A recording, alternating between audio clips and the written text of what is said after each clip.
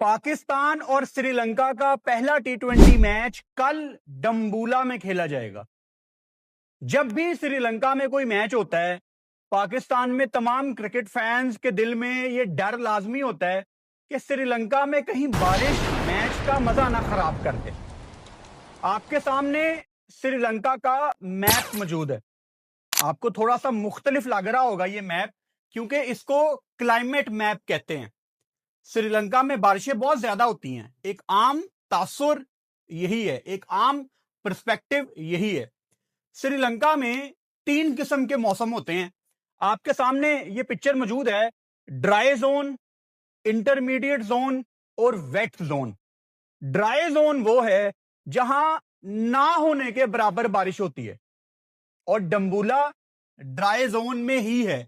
In fact बिल्कुल दरमियान में देखो, जिसको हम श्रीलंका का दिल भी कह सकते हैं। आपको एक डिस्ट्रिक्ट नजर आ रहा होगा ग्रीन और येलो के दरमियान, मटाले डिस्ट्रिक्ट। मटाले डिस्ट्रिक्ट के अंदर येलो वाले पार्ट में डम्बूला पाया जाता है, जहां पाकिस्तान के 3 मैच हैं।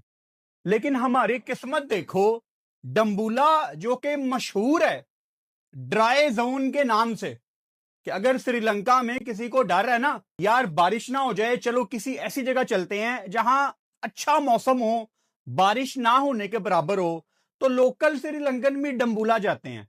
अगेन हमारी किस्मत देखो, इस हफ्ते डम्बूला में ठीक ठाक बारिश हो रही है।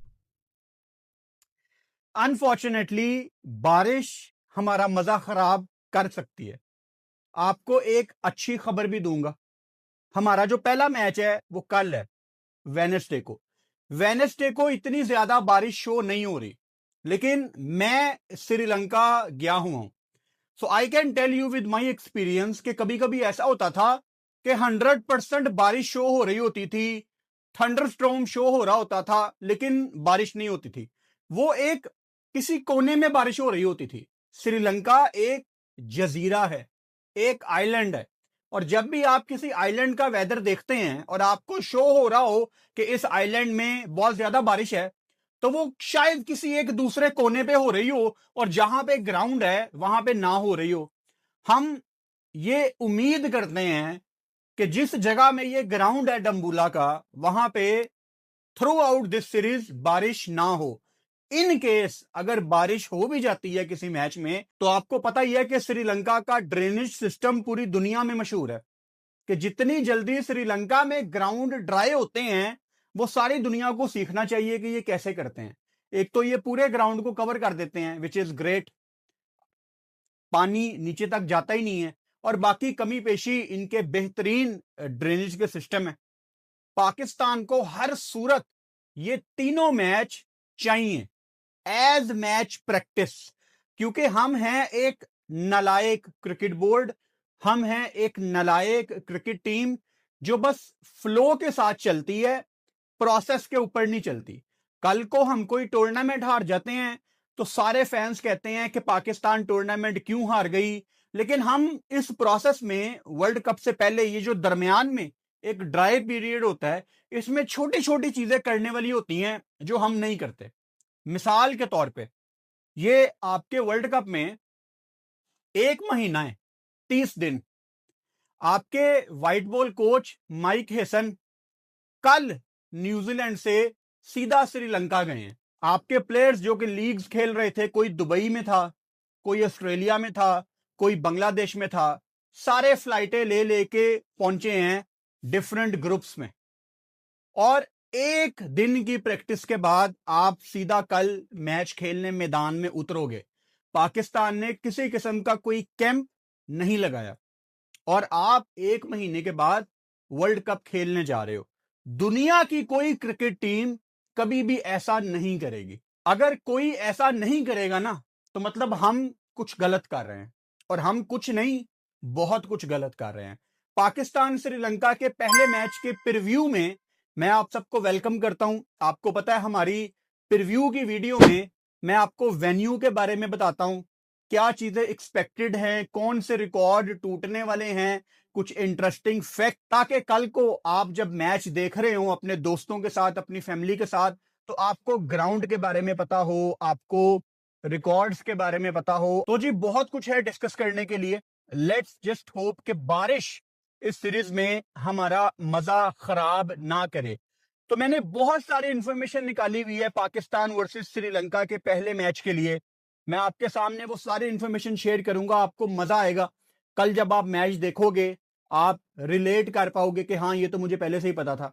आप लोगों को बता सकोगे कि आपको पता है डंबूला में ये सीन हुआ था, तो लोग कहेंगे तेनू बड़ा याद है यार। तो आप कह सकते हो कि मैं फुरकान भट्टी की वीडियोस देखता हूं। अच्छा, इंटरेस्टिंगली क्या किसी को याद है कि आखिरी दफा पाकिस्तान ने श्रीलंका में T20 मैच कब खेला था? आप शायद कहेंगे 2023 में खेला होगा, 2022 में खेला होगा। नहीं भाई साहब, आपको थोड़ा और पीछे जाना पड़ेगा।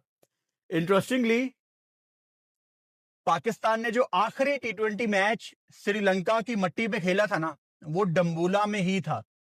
आपको एक ऐसे बॉलर ने मैच जितवाया था जिसने उस दिन शानदार बैटिंग की थी, और उसके अंडर 19 के स्पेल हम यूट्यूब पे हल्के से इंटरनेट पे बार बार प्ले करके देखते थे कि ये लड़का पाकिस्तान टीम में कब आएगा। उसको खैर वो जो हमारी स्टोरी होती है लेट ही लाते हैं पाकिस्तान टीम में, उसको बहुत देर कर दी पाकिस्तान टीम में लाते लाते। जो उसकी अंदर बॉल आती थी वो काफी कम हो गई थी। याद आया, अनवर अली ने बल्ले के साथ वो मैच जितवाया था। क्या शानदार नॉक थी अनवर अली की नीचे आके। साथ शाहिद अफरीदी ने बड़े इंपॉर्टेंट रन जोड़े थे। इमाद वसीम ने काफी क्रूशल रन इस मैच में किए थे। पाकिस्तान ने 2-0 से ये सीरीज जीती थी। 2015 के बाद अब जाके जनवरी 2026 में पाकिस्तान अपना पहला T20 इंटरनेशनल मैच खेलेगी श्रीलंका की मट्टी में। अच्छा, ओवरऑल पाकिस्तान और श्रीलंका की अगर मैं बात करूं T20 इंटरनेशनल्स में, तो भाई साहब टोटल 27 मैच पाकिस्तान और श्रीलंका ने खेले हुए हैं T20 इंटरनेशनल। पाकिस्तान यहां पे 16 मैच जीता है और श्रीलंका सिर्फ 11 मैच जीता है, यानी आपका रिकॉर्ड उनसे थोड़ा सा बेहतर है। अगर मैं बात करूं कि पाकिस्तान और श्रीलंका के दरमियान T20 मैचों में सबसे ज्यादा रन्स किसने बनाए हैं और किस स्ट्राइक रेट पे बनाए हैं, तो काफी इंटरेस्टिंग है ये। इनमें से कुछ प्लेयर तो ऐसे हैं जो अब इंटरनेशनल क्रिकेट नहीं खेल रहे, लेकिन दो प्लेयर ऐसे हैं जो अभी पाकिस्तान की टीम में हैं। एक तो इस टीम में है, एक वर्ल्ड कप में आ जाएगा, लेकिन इस टूर पे उसका नाम नहीं आया। सो पहले नंबर पे जिसने सबसे ज्यादा रन बनाए हुए हैं पाकिस्तान श्रीलंका के दरमियान वाली सीरीज में, शुएब मलिक जी पहले नंबर पे। 397 रन हैं शुएब मलिक साहब के, 124 का स्ट्राइक रेट है। लाला शाहिद अफरीदी दूसरे नंबर पे हैं, 331 रन इन्होंने किए हैं 156 के स्ट्राइक रेट से। मोहम्मद हफीज तीसरे नंबर पे हैं, 209 रन किए हैं प्रोफेसर ने श्रीलंका के अगेंस्ट, और 98 का उनका स्ट्राइक रेट है। उमर अकमल, काश ये पाकिस्तान से बहुत लंबा खेलते, काश। 179 इन्होंने रन किए हैं श्रीलंका के अगेंस्ट, 131 का स्ट्राइक रेट है। अहमद शहजाद, बहुत बहुत ज्यादा क्रिकेट इनको खेलनी चाहिए थी पाकिस्तान से। 173 रन इन्होंने किए हैं श्रीलंका के अगेंस्ट, 89 का स्ट्राइक रेट है। 167 रन किए हैं बाबर आजम ने, इनका भी 89 का स्ट्राइक रेट है। Sahibzada Farhan is the only player जो इस लिस्ट में हैं और वो इस टीम में भी हैं। साहिबजादा फरहान ने श्रीलंका के अगेंस्ट सिर्फ 136 रन किए हैं अभी तक, क्योंकि 4 ही मैच खेले हैं। उनका जो स्ट्राइक रेट है वो 152 का है, यानी शाहिद अफरीदी का 156 का स्ट्राइक रेट है। उन्होंने 15 मैच खेले हैं श्रीलंका के अगेंस्ट T20 फॉर्मेट में, और साहिबजादा फरहान ने 4 मैचों में 152 का स्ट्राइक रेट बनाया हुआ है, जो कि अच्छा स्ट्राइक रेट है। अगर मैं बात करूं most wickets for Pakistan against Sri Lanka in T20 international के किस पाकिस्तानी बॉलर ने सबसे ज्यादा विकेटें ली हैं श्रीलंका के अगेंस्ट T20 फॉर्मेट में, तो पहले नंबर पे जादूगर सईद अजमल हैं, जिन्होंने 14 विकेटें ली हुई हैं श्रीलंका के अगेंस्ट 9 मैचों में। बाय द वे मुझे याद आया कि आज सुबह सईद अजमल की वालिदा का इंतकाल हो गया। सईद अजमल की मां जी का इंतकाल हो गया, तो यहां पे हम दुआ कर लेते हैं, पहले वीडियो को रोकते हैं आप सबसे भी मेरी दरख्वास्त है कि जो भी काम आप कर रहे हैं 1 मिनट के लिए छोड़ के उनकी वालदा के लिए दुआ करें। अल्लाह ताला उनको करवट करवट जन्नत अता फरमाए, आमीन। तो ज़रा दुआ कर लो सईद अजमल की वालदा के लिए। इस दुख में हम सईद भाई के साथ हैं। अल्लाह ताला सईद अजमल को हौसला अता फरमाए, सब्र अता फरमाए और माँ जी को जन्नत में आला मुकाम अता फरमाए, आमीन। दूसरे नंबर पे सबसे ज्यादा विकेटें हैं श्रीलंका के अगेंस्ट लाला शाहिद आफरीदी की, 14 विकेटें हैं। फिर उमर गुल, ओए होए होए, गुलडोजर शहजादा चीता पाकिस्तान का, क्या यॉर्कर थे उमर गुल के यार। लगाओ ना उमर गुल को पाकिस्तान टीम के साथ लॉन्ग टर्म में, कसम से आपको किसी गोरे की जरूरत नहीं है फास्ट बॉलिंग में, उमर गुल को दे दो पाकिस्तान टीम। काश काश मिलती रहती है, लेकिन फिर फारिग कर देते हैं। 13 विकेटें ली हुई हैं उमर गुल ने 8 मैचों में श्रीलंका के अगेंस्ट। सुहेल तनवीर, आधी जिंदगी तो बैटर्स की गुजर गई इनका बॉलिंग एक्शन समझने में, और जब बाकी की जिंदगी उनकी शुरू हुई तो पता लगा कि रिटायर हो गए हैं वो। 11 विकेटें ली हुई हैं सुहेल तनवीर ने श्रीलंका के अगेंस्ट 12 मैचों में।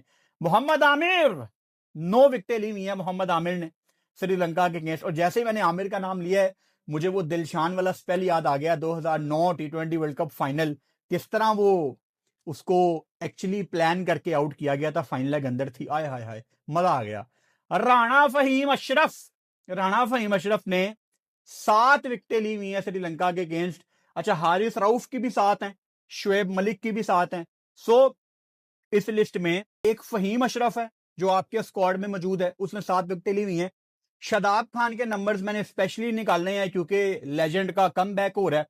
शादाब खान ने श्रीलंका के अगेंस्ट 7 मैच खेले हैं T20 इंटरनेशनल और उन्होंने 5 आउट किए हैं। सो इसके बाद अच्छा, एक और इंटरेस्टिंग फैक्ट मैंने यहां पे लिख के रखा हुआ है। श्रीलंका ने एक काफी अच्छा डिसीजन लिया है, लसित मलिंगा को अपना कंसल्टेंट, मेंटोर, बॉलिंग कोच, कुछ भी कह लो, मुकर्रर किया है, लेकिन सिर्फ 1 महीने के लिए। क्यों?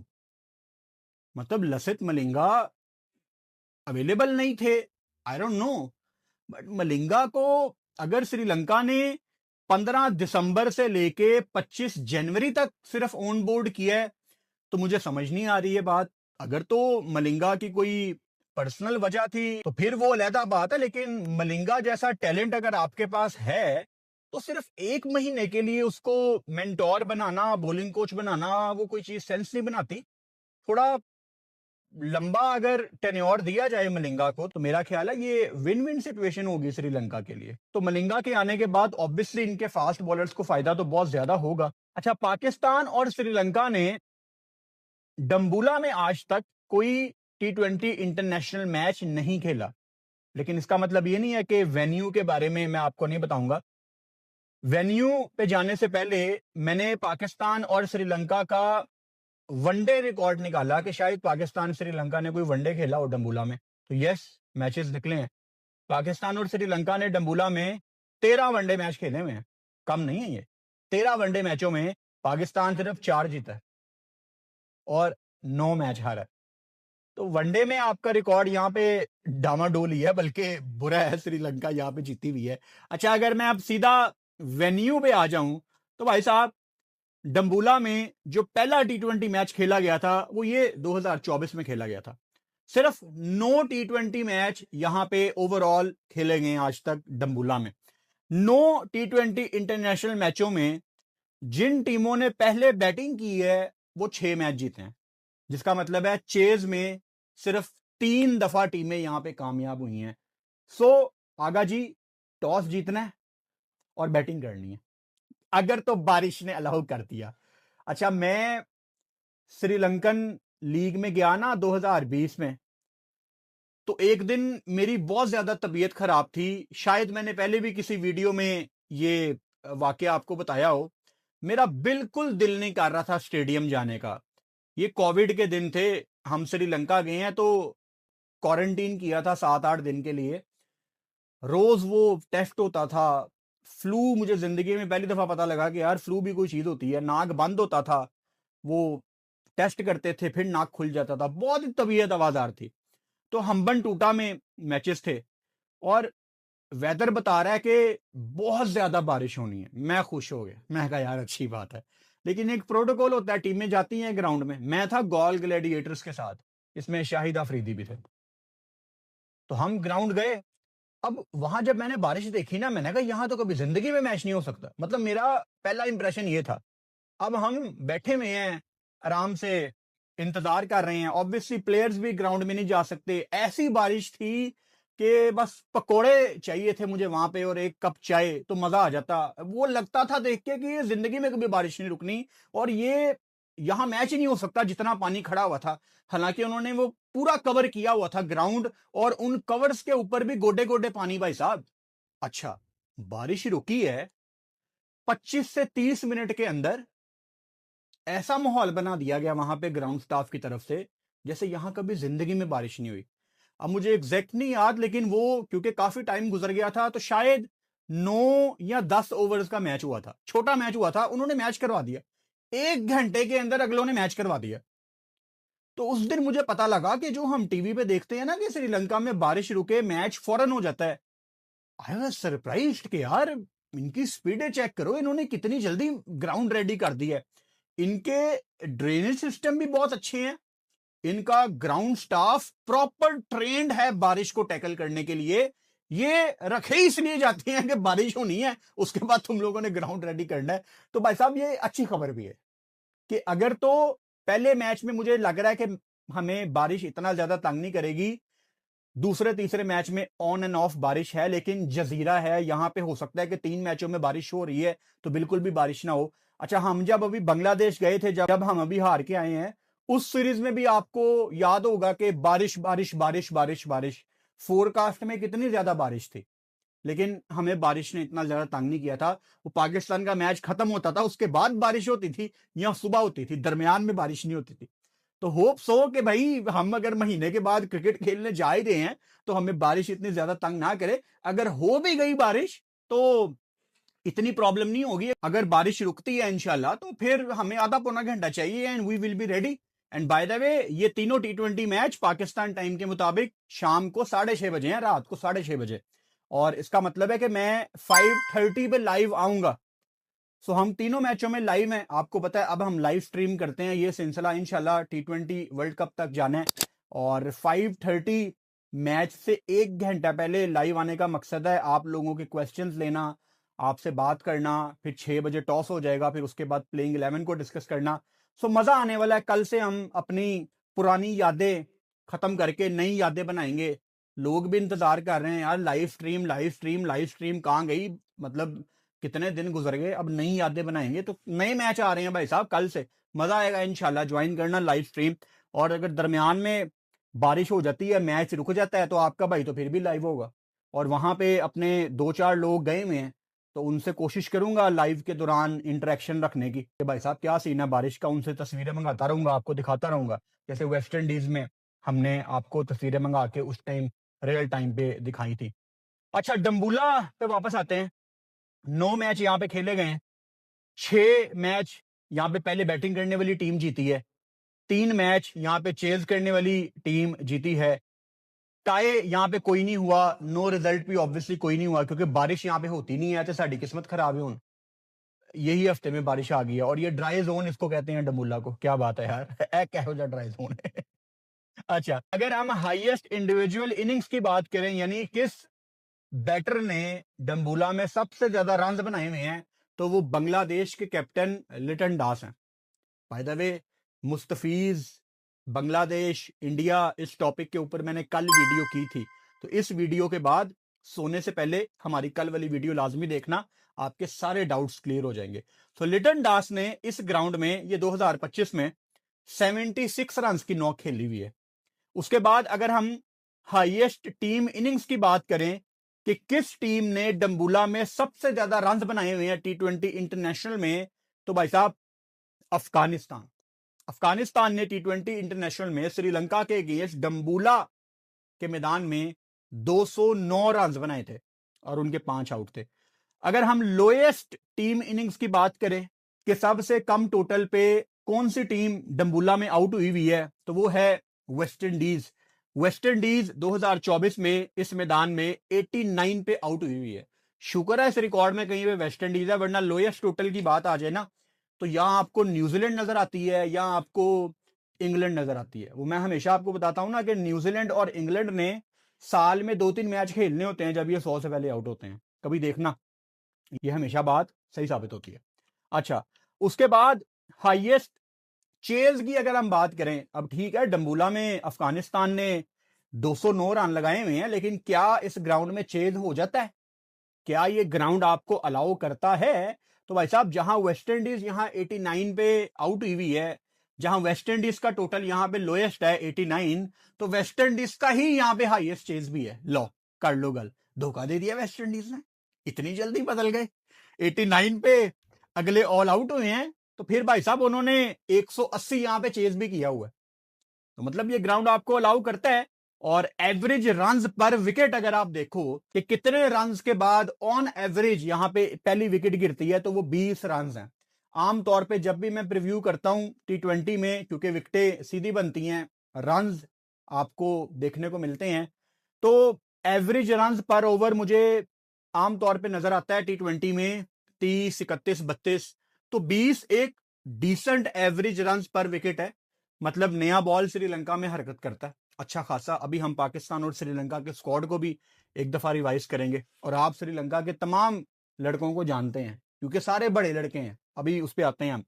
अच्छा, एवरेज रन पर ओवर के तकरीबन यहाँ पे एक ओवर में कितने रन बनते हैं, तो वो 8 रन है। अच्छा, अगर इन 9 मैचों की एवरेज स्कोर बैटिंग फर्स्ट हम निकालें कि बैटिंग फर्स्ट यहाँ पे एक एवरेज स्कोर क्या है, तो वो 9 मैचों के सैंपल साइज के हिसाब से 123, 125, 126 है। लेकिन आपने इस पे जाना नहीं है, ये देखने में मासूम लग रहा है ग्राउंड, लेकिन ये है नहीं।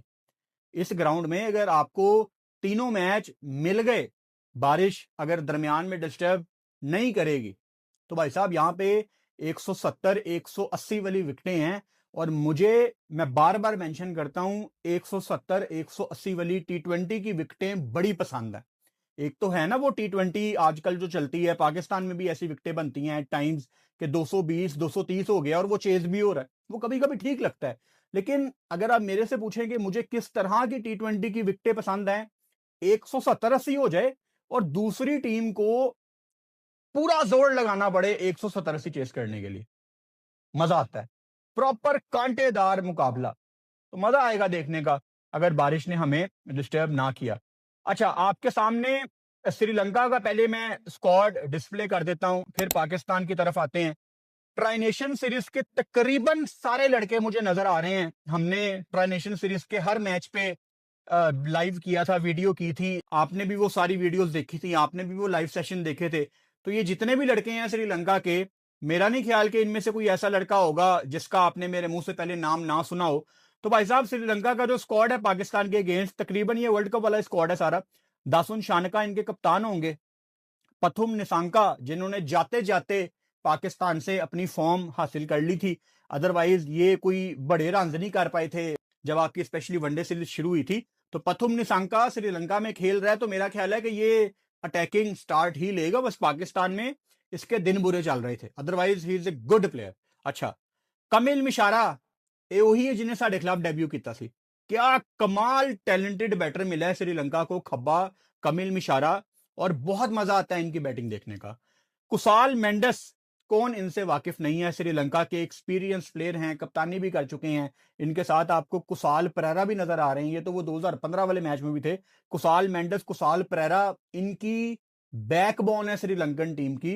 हालांकि ऊपर दासुन शानका को भी आप देखो, वो भी जितने लंबे लंबे छक्के लगाने का स्किल रखता है, पूरी बैटिंग है इनके पास। बस ये एक ही ग्राउंड में यहां पिंडी में खेल खेल के ना एक मोनोटनेस आ गई थी। मैंने तो पहले भी जिक्र किया था कि ना मुझे सीरीज देखने का मजा आया, आपको भी नहीं आया होगा, ग्राउंड में भी कोई नहीं जा रहा था। एक ग्राउंड में इतने मैच आप करवाओगे ना, और विकेटें भी नहीं रेडी की गई थी इतने ज्यादा मैचों के लिए, ये तो बाद में मजबूरी बन गई, आपने इतने ज्यादा मैच करा दिए। मतलब बहुत ही बोरिंग सीरीज थी पाकिस्तान जिम्बाब्वे श्रीलंका की ट्राइनेशन सीरीज।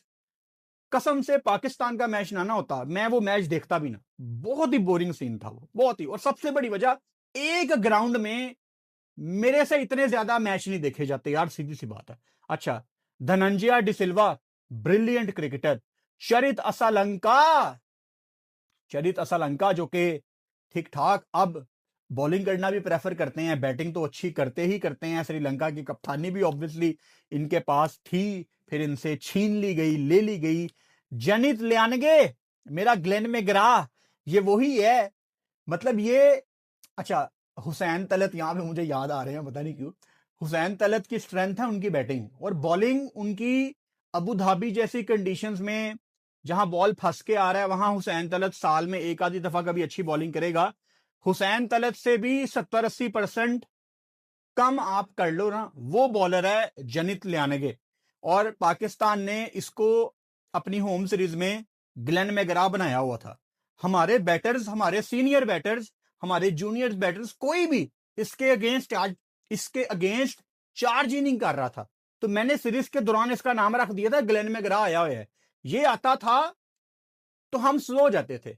ये कोई दूसरी टीम के सामने आप जनित लियानगे को आने दें, दूसरी टीमें जितनी कसर है ना वो इससे निकालेंगी। हालांकि he is a fantastic batter, लेकिन बॉलर नहीं है वो। लेकिन वो अलग बात है कि आप पाकिस्तान के अगेंस्ट किसी को खिला दें, वो बंदा पूरा बॉलर बन जाता है। तो जनित लियानगे की बैटिंग पे मुझे कोई डाउट नहीं है। खड़े खड़े जो रेंज इसके पास है, जितने लंबे लंबे ये छक्के लगाता है, जितनी पावर इसकी बाजुओं में है, अगेन मुझे उस पर कोई डाउट नहीं है। लेकिन बॉलिंग में मेरा दिमाग नहीं इसको मानता। अच्छा, कमेंडू मेंडस अगेन नीचे आते हैं बैटिंग करने, और इनके ऊपर भी ड्यू है श्रीलंका को मैचेस जितवाना। काफी इनको प्रेज किया जाता है कि ये श्रीलंका को मैचेस जितवाएंगे, स्पेशली नीचे से आके। लेकिन उस चीज में आपको कंसिस्टेंसी नजर नहीं आती, पैचेस में परफॉर्मेंस है, ओवरऑल नहीं है। वनेंदु हसारंगा बैटिंग भी कर लेते हैं, आपने ट्रांजिशन सीरीज में देखा। और बॉलिंग में मतलब पाकिस्तान के अगेंस्ट T20 इंटरनेशनल्स में सबसे ज्यादा विकेटें हैं श्रीलंकन टीम में से अगर किसी की, तो वो हसारंगा। 18 विकेटें हैं इसकी पाकिस्तान के अगेंस्ट T20 इंटरनेशनल में। तो पाकिस्तान तो खैर वैसे ही स्पिनर्स के अगेंस्ट काफी ज्यादा स्ट्रगल करता है ओवरऑल, चाहे पाकिस्तान का कोई भी बैटर है। अब इस टीम में मेरा ख्याल है सलमान अली आ गया है, जो कि स्पिनर का आप कह सकते हैं कि थोड़ा बेहतर प्लेयर है, लेकिन वो भी हमें फंसता हुआ नजर आया है। शायद वो प्रेशर था उसके ऊपर, I don't know. But Asia cup time से पहले आगा जी बड़े मशहूर थे कि आगा जी स्पिनर को बड़ा अच्छा खेलते हैं। आई होप कि आगा जी उस प्रेशर में ना आए। एंड हमारे कप्तान है T20 वर्ल्ड कप में, we wish him all the best. अल्लाह ताला कामयाब करें, आमीन। विलल आगे हैं, महीश थिक्षणा है जो कि खिचियां मारते हैं, तेज तेज बॉलिंग करते हैं, अराउंड द विकेट आके बॉल करते हैं ज्यादातर। हमारी ट्रांजिशन सीरीज में हमने काफी क्लोजली इनको मॉनिटर किया था, काफी इनको हमने डिस्कस किया था। दुशान हमिंथा ये पहला बंदा है जो कि अभी हमारी लिस्ट में है, और ये ट्रांजिशन सीरीज में नहीं था। तरवीन मैथ्यू ये भी नहीं था ट्रांजिशन सीरीज में। दुश्मंथा चमीरा कैसे भूल सकते हैं भाई साहब आपको हम, आपके क्या शानदार स्पेल थे। ये श्रीलंका ने कप्तानी बड़ी माठी की थी पाकिस्तान आके, ये अच्छे अच्छे स्पेल कराता था चमीरा, ऊपर से आकर उसको बॉलिंग से हटा लेता था। ये पूरे पूरे स्पेल कराता ना चमीरा को, ऊपर से प्रॉपर उसको बॉल करने देता नए बॉल के साथ। पाकिस्तान को बड़ी स्ट्रगल होती, लेकिन कप्तानी बड़ी माठी थी श्रीलंका की पाकिस्तान में। वरना दुश्मन था चमीरा के नए बॉल के स्पेल मुझे भूलते नहीं है। पथीराना, ओए होए होए, वेरी टैलेंटेड बॉलर, तेज बॉल करते हैं। और इनको वो कहते हैं ना कि बॉल पड़ के निकलती है, एक्स्ट्रा बाउंस नेचुरली जनरेट करते हैं, वो बॉलर है ये। तो मजा आएगा जी पथीराना की बॉलिंग देख के। उसके बाद नुमान तुषारा हैं और ईशान मलिंगा हैं, जिन्होंने पाकिस्तान में बस एवरेज बॉलिंग की थी। But again Lasith Malinga legendary इनके बॉलिंग कोच हैं इस सीरीज में। तो आई होप के जो कमी पेशी है वो ये पूरी करें। अच्छा, अब अपने स्क्वाड पे आ जाते हैं, पाकिस्तान के स्क्वाड पे आ जाते हैं। अब ऑब्वियसली ये स्क्वाड आपका वर्ल्ड कप का नहीं है, आपके कुछ लड़के अभी टीम में आएंगे, कुछ लड़के इससे बाहर चले जाएंगे। तो सिर्फ ये वाली सीरीज के लिए आपकी ये वाली टीम है। आगा जी आपके कप्तान है, आगा जी पे बहुत कुछ ड्यू है। आगा ने ना T20 में अपने आप को भी साबित करना है। जो एक आधी नॉक अभी ट्रांजिशन सीरीज में आई है ना, आगा ने अब दुनिया को यह दिखाना है कि वो तुक्का नहीं था, मैं T20 में बैटिंग कर सकता हूं। सलमान अली आगा की जगह के ऊपर T20 में बहुत बड़ा क्वेश्चन मार्क है, इस पे हमें कोई डाउट नहीं है। लेकिन मैं ये मानता हूं कि आगा के अंदर इतना पोटेंशियल मौजूद है कि वो ये परसेप्शन चेंज कर सकता है। टाइम लगेगा लेकिन कर सकता है। और हमारा कप्तान है T20 वर्ल्ड कप में, और बहुत बड़ा टेस्ट है ये सलमान अली आगा का, बिकॉज पाकिस्तान काइंड ऑफ अपने T20 में एक डाउनफॉल में है, और उससे अगर आपने निकलना है तो ये आइडियल टाइम है आपके पास, आपको एक मौका मिला है, आपका अगले महीने T20 वर्ल्ड कप है, आपने गंदा वाला वर्ल्ड कप नहीं खेलना। गंदा वाला वर्ल्ड कप मेरा मतलब है 2022 में जैसे आपने खेला था, वो ऑन पेपर आपने फाइनल खेला था, लेकिन उस वर्ल्ड कप में पाकिस्तान वाज टेरिबल। आप जिम्बाब्वे से हारे, आप इंडिया से हारे, आपने ओवरऑल कितनी गंदी फंस के क्रिकेट खेली, आप इंजरीज कैरी कर रहे थे अपने स्क्वाड में, नीदरलैंड ने साउथ अफ्रीका को हरा दिया। मतलब बहुत ही फारग वर्ल्ड कप था वो पाकिस्तान का, डोमिनेट करके पाकिस्तान खेले। मिसाल के तौर पे 2021 में पाकिस्तान ने कितना अच्छा वर्ल्ड कप खेला था, तो सब खुश थे कहीं ना कहीं। ठीक है, सेमीफाइनल हारने का हमें दुख था, लेकिन हमें पता था कि यार हम जान मार के आए हैं, हमारे लड़के वहां पे फाइट करके आए हैं। तो वो चीज इस वर्ल्ड कप में हमें चाहिए। और मैंने पहले भी काफी बात की है कि पाकिस्तान की बहुत बड़ी जीत होगी अगर पाकिस्तान इस वर्ल्ड कप के सेमीफाइनल में चला गया, और जा सकता है, कोई मुश्किल नहीं है। आपके जो ग्रुप स्टेज के मैच हैं वो सबसे आसान है। अगर आप बाकी ग्रुप्स को देखो, आपका सिर्फ इंडिया वाला मैच है, तो इंशाल्लाह पाकिस्तान जीतेगा इस दफा। आपने बाकी नीदरलैंड को पकड़ना है, नबीबिया, यूएसए हल्की टीम है, फिर आप सुपर 8 में आ जाओ। सुपर 8 में आपका एक मैच इंग्लैंड के साथ है, एक न्यूजीलैंड के साथ है, एक श्रीलंका के साथ है, जो कि काफी टफ मैच हो सकता है क्योंकि श्रीलंका अपने घर में खेल रहा है। लेकिन दूसरी साइड पे आप देखो, इंडिया ने ऑस्ट्रेलिया के साथ खेलना है, इंडिया ने साउथ अफ्रीका के साथ खेलना है, इंडिया ने प्रोबेबली वेस्ट इंडीज के साथ खेलना है, अफगानिस्तान के साथ खेलना है। वो कितना मुश्किल ग्रुप है सुपर 8 का, और हमें उनके मुकाबले में, मतलब सीधे सीधे लफ्जों में कहूं, हमारा मुकाबला ऑस्ट्रेलिया साउथ अफ्रीका के साथ नहीं है, हमारा मुकाबला इंग्लैंड, न्यूजीलैंड, इनको पकड़ सकता है पाकिस्तान, और सुपर 8 के बाद सीधा सेमीफाइनल है। तो इतना मुश्किल नहीं है पाकिस्तान का सेमीफाइनल में जाना। और अगर पाकिस्तान सेमीफाइनल में चली गई, it is a good start of 2026, ये अच्छा स्टार्ट होगा। और फिर मैंने पहले भी बात की थी, आप सेमीफाइनल में चले जाओ, वहां से आपको आगे ले जाना हमारा काम है। हमने इंशाल्लाह आप लोगों को इतना मोटिवेट करना है। फिर 2 मैच हैं, फिर जो पीछे हुआ है वो हमने भी भूल जाना है, आपको भी बुला देना है। फिर सारा मुल्क, पूरा पाकिस्तान सिर्फ 2 मैचों के लिए बैठा होगा कि बस ये आगा जी 2 मैच हैं, ये 2 मैच चाहिए आगा जी, बस 2 मैच चाहिए, फिर कुछ भी हो जाए बस 2 मैच चाहिए। फिर हम देखेंगे ना, तो इतना मुश्किल नहीं है यार। खैर, अब्दुल समद को लाया गया है हसन नवाज की जगह। काफी दफा मैंने इस पे बात की है, I have nothing against Abdul Samad, I have nothing against any cricketer. कल मैं ना पैकेजेस मॉल लाहौर में था, हमारे एक पाकिस्तान के क्रिकेटर हैं टेस्ट टीम में, उनको मैंने इतना ज्यादा क्रिटिसाइज किया है हमारी टेस्ट सीरीज के दौरान। तो वो मुझे मिले कल पैकेजेस मॉल में। अब देखो ना, हमारा ताल्लुक भी क्रिकेट के साथ है, और हमें क्रिकेटर से टकरा जाते हैं हर जगह। तो मैं 9:30-10 का टाइम था, बस वापस जा रहा था नीचे पार्किंग की तरफ, और वो किसी शॉप से बाहर आ रहे थे, तो एकदम हमारा टाकरा हुआ। और वो मेरी उनके साथ पहली मुलाकात थी जिंदगी में, और हमारी पहले ना कभी बात हुई है, ना कभी मैं उनको मिला हूं। तो ये मुझे उनको देखते साथ ही जो पहला इंप्रेशन, जो पहला थॉट मेरे दिमाग में आया ना, यार मैंने इस बंदे को बहुत ज्यादा क्रिटिसाइज किया है। Obviously for the right reasons किया होगा, हम करते रहते हैं यहाँ पे, लेकिन अच्छे तरीके से मुलाकात हुई, सलाम दुआ। और वो भाई साहब ना बस ऐसे देख रहे थे मुझे, और आंखों ही आंखों में कह रहे थे कि क्यों क्यों। और मैंने भी आंखों ही आंखों में जवाब दिया कि for the right reasons, for the right reason. तो अच्छा इंटरेक्शन था, कोई 40-45 सेकंड का। एनीवेज, कभी आप किसी को उड़ाते हैं ना और वो आपके सामने आ जाए, तो 10-15 सेकंड लगते हैं दोनों को सेटल डाउन होने में। अस्सलाम वालेकुम, वालेकुम सलाम, कैसे हैं? मैं ठीक हूँ, आप ठीक है? मैं भी ठीक हूँ।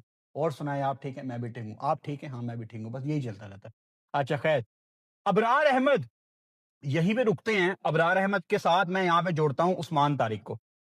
उस्मान तारिक, मुझे उनके पॉज पे मसला है। मैं आज वो सारी स्टोरी आपके सामने नहीं रखूंगा। आपको मेरा ओपिनियन उस्मान तारिक के बारे में पता है, चाहे वो अश्विन है, चाहे वो उस्मान तारिक है।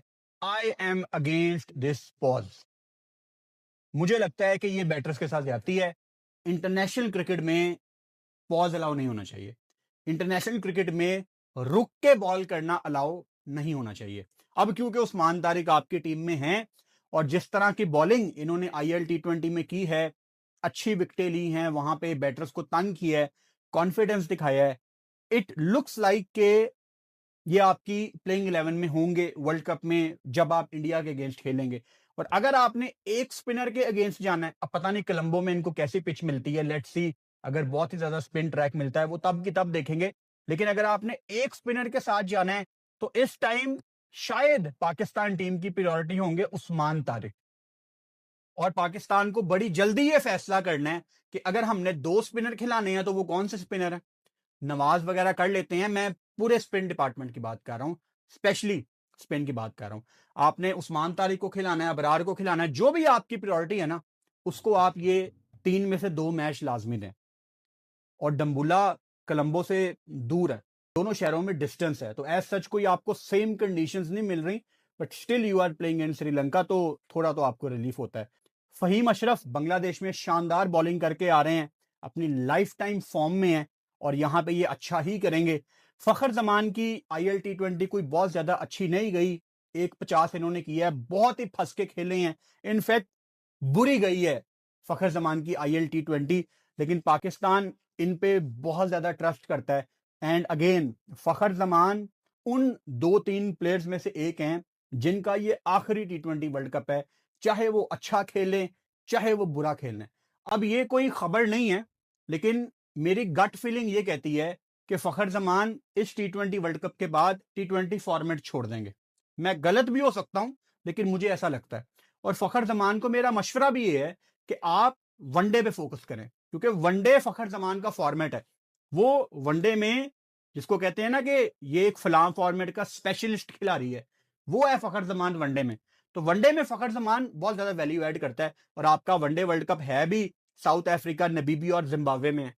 और साउथ अफ्रीका की बाउंसी पिचेस पे, बाउंसी ट्रैक्स पे फखर जमान ने बड़ी बड़ी नॉक्स भी खेली हुई हैं, तो वहां पे आपको फखर चाहिए। लेकिन फखर जितना ज्यादा ट्रस्ट आपके ऊपर पाकिस्तान की मैनेजमेंट ने आपके फेलियर्स के बावजूद किया है, आपको इम्पैक्ट प्लेयर कह के, आपको टीम मैन कह के, आपको फौजी कह के, कुछ भी आप कह लें, फखर नीड्स टू पे back in this T20 world cup, और वो कर सकता है। बस फखर को आप ज्यादा नीचे ना बैटिंग कराएं, मतलब जिंदगी गुजर गई फखर जमान की भी कि जहां मुझे बैटिंग करानी है करा लो। मैं अभी भी यही कहूंगा कि आप अगर ओपन करवा रहे हो फरहान को और साइम को, तो फखर बेंच पे बैठ के बारी का इंतजार करे।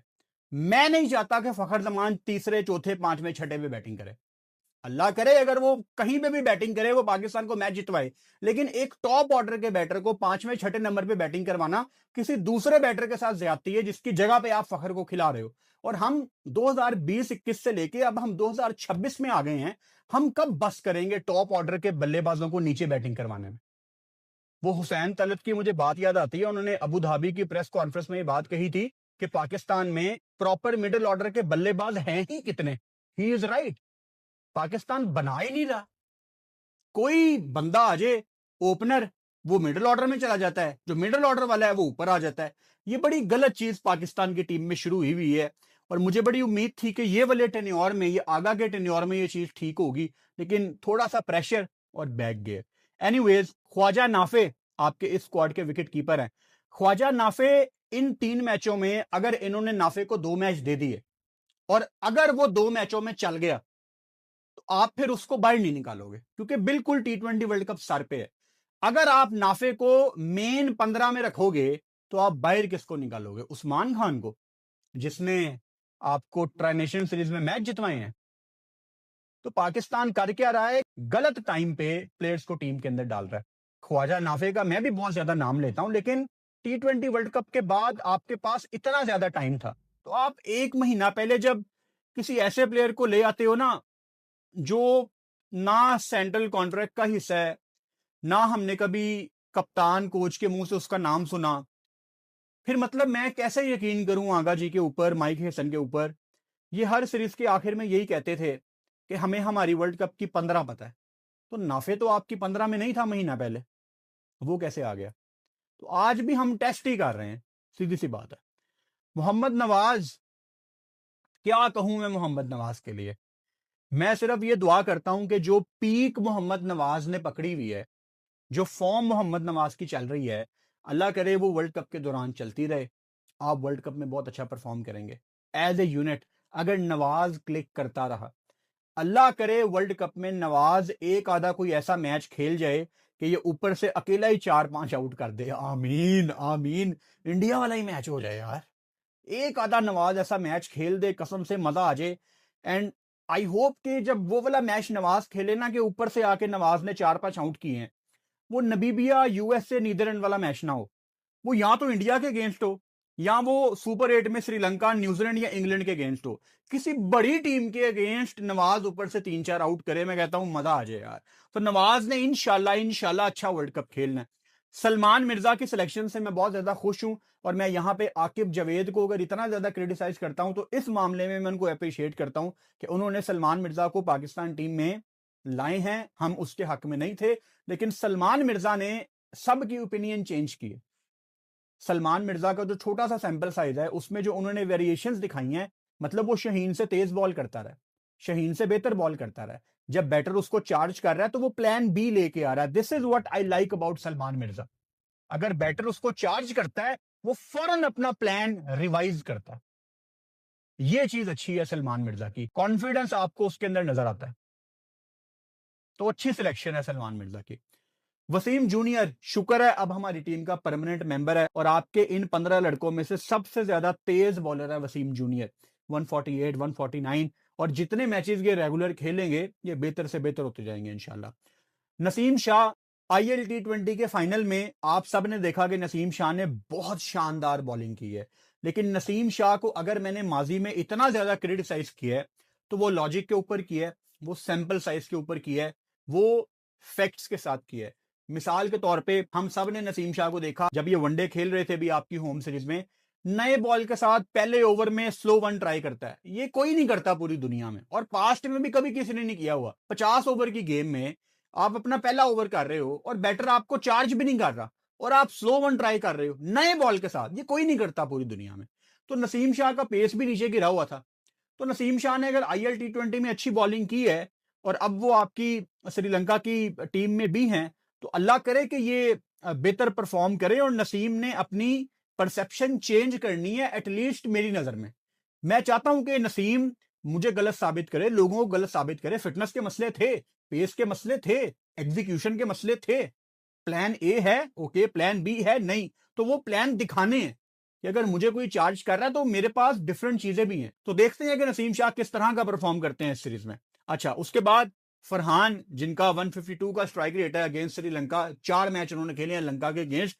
फरहान का एक ही मसला है बस, छक्का चौका लगाते हैं, dot ball dot ball dot ball. तो वो चीज अभी उनको खत्म करनी है। थोड़ी बहुत इनकी तरफ से एफर्ट हमें नजर भी आया कि ये कोशिश करते रहे हैं, लेकिन लॉन्ग टर्म में ये अच्छा आपको टाइम मिल रहा है। फरहान 3 मैच श्रीलंका के आगे, इंशाल्लाह ऑस्ट्रेलिया की सीरीज, यहां पे आपने वो चीज खत्म करने की कोशिश करनी है, और हमें वो चीज दिख जाएगी कि Farhan is trying to improve this mistake. अच्छा, उसके बाद साइम अयूब है। ये वर्ल्ड कप, मैंने कल भी बात की थी, ये वर्ल्ड कप पाकिस्तान की बैटिंग लाइनअप में साइम अयूब का वर्ल्ड कप होना चाहिए।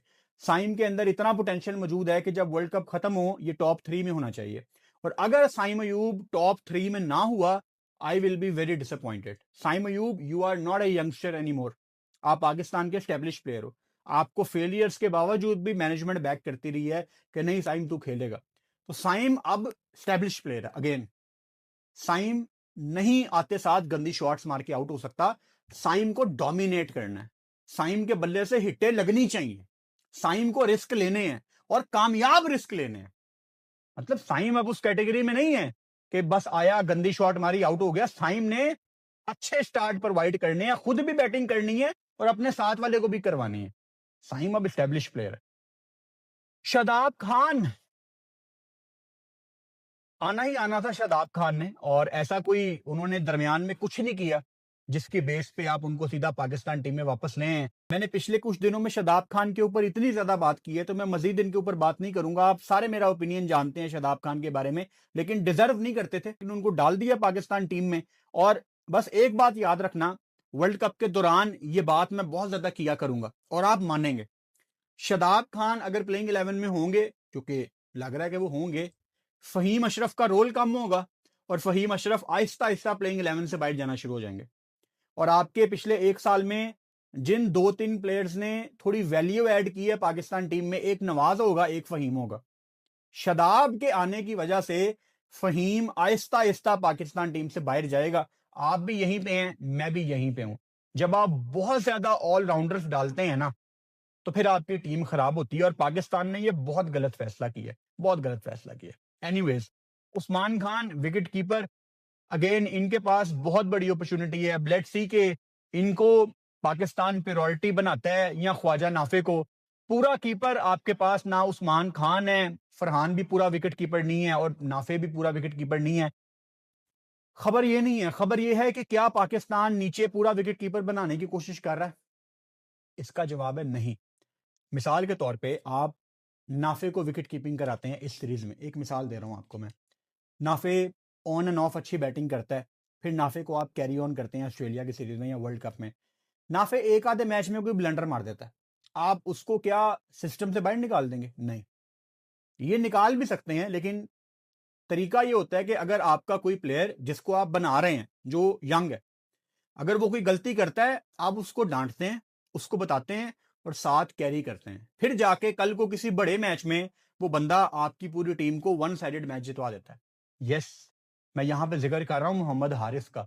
आप मोहम्मद हारिस को बना रहे थे, मैं मानता हूं कि हारिस ने जो तिलक वर्मा का रन आउट मिस किया था वो सारी जिंदगी नहीं भूलेगा, लेकिन आपको मौका देना चाहिए था। क्यों? क्योंकि आप उसको कैरी कर रहे थे। मैं बार बार एग्जाम्पल देता हूं, क्या इंग्लैंड ने ब्रॉड को 6 छक्के पड़ने के बाद ड्रॉप किया?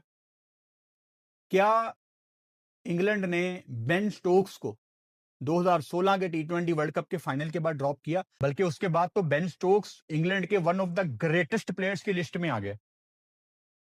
क्यों? क्योंकि भरोसा किया था इंग्लैंड ने उसमें। हमें ट्रस्ट करना नहीं आता अपने प्लेयर्स के ऊपर। हमारा प्लेयर एक गलती करे, हम उसको ऐसे बाहर निकालते हैं जैसे वो हम में से है ही नहीं।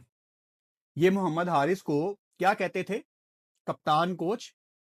कि टीम के लिए कुर्बानी, टीम के लिए कुर्बानी। और प्रेजेंटेशन में, प्रेस कॉन्फ्रेंस में कप्तान और कोच आके कहते थे कि आप लोगों को अप्रिशिएट करना चाहिए हारिस को कि हम उसको उसके नंबर पे नहीं खिला रहे, उसको नीचे हम खिलाते हैं। तो वो तो आपके लिए कुर्बानी दे रहा था, आपने क्या किया? बाहर निकाल दिया। इसको प्लेयर बनाना नहीं कहते। मेरी कप्तानी में अगर साइम, हसन, हारिस मैच विनर ना बने तो it will be a failure, then I think it is a failure. Usman Tariq पे हम ऑलरेडी बात कर चुके हैं। सो जी, ऑन पेपर पाकिस्तान और श्रीलंका की दोनों टीमें तगड़ी हैं, और अगर मैं दोनों स्कोर्स को देखूं, कंडीशंस को भी मद्देनजर रखूं, तो श्रीलंका को मैं यहां पे चांस दूंगा 60%, क्योंकि उनकी होम सीरीज है, उनको अपनी कंडीशंस का पता है और बहुत ही स्टैब्लिश स्क्वाड है उनका। लेकिन पाकिस्तान का भी कोई हल्का स्क्वाड नहीं है, पाकिस्तान की भी बहुत अच्छी टीम है। तो पाकिस्तान को मैं यहां पे दूंगा 40, श्रीलंका को मैं दूंगा 60। अगर तीनों मैच इंशाल्लाह हो गए और बारिश ने हमें बिल्कुल भी तंग ना किया, तो कांटेदार सीरीज होगी। मैं चाहता हूं मजे की सीरीज हो, हाई इंटेंसिटी क्रिकेट हो, तीनों मैचों में आपको कांटेदार मुकाबले नजर आए। और कांटेदार मुकाबले कब होते हैं? जब सीरीज 1-1 से बराबर होती है और तीसरा मैच आपको लड़के जीतना पड़ता है कि हमने सीरीज जीतनी है। उसमें आपके ऊपर फिर प्रेशर भी आता है, आपकी नर्व्स भी टेस्ट होती हैं। तो 1-1 अगर हो जाए तो फाइनल देखने का बहुत मजा आएगा। कल शाम को 5:30 बजे पाकिस्तान टाइम के मुताबिक मैं इंशाल्लाह ताला अपने YouTube चैनल पे लाइव आ जाऊंगा। अगर आप ये video Australia, UK, Canada, USA या गल्फ में कहीं पे, या न्यूजीलैंड में, या दुनिया में कहीं भी आप अभी ये वीडियो देख रहे हैं, तो आपके टाइम के मुताबिक मैं कितने बजे लाइव आऊंगा, ये इंफॉर्मेशन हमारे YouTube के बैनर पे भी मौजूद है और फेसबुक पे मैंने कवर फोटो भी अपडेट कर दी है। अगर कोई ये कहे कि आपने 5-6 कंट्रीज का नाम क्यों लिखा है, तो भाई साहब ये मेरी टॉप ऑडियंस है, यानी जो मेरे YouTube के नंबर्स हैं वो मुझे बताते हैं कि मेरी जो ऑडियंस है वो इन कंट्रीज में सबसे ज्यादा है। तो मैं रैंडमली 4-5 कंट्रीज चूज करता, जिन कंट्रीज में मेरा कंटेंट सबसे ज्यादा कंज्यूम किया जाता है रैंकिंग के हिसाब से, मैं हमेशा उनमें से 5-6 कंट्रीज मेंशन करता हूं। तो इंशाल्लाह ताला कल शाम को 5:30 बजे लाइव में आपसे मुलाकात होती है। Good night.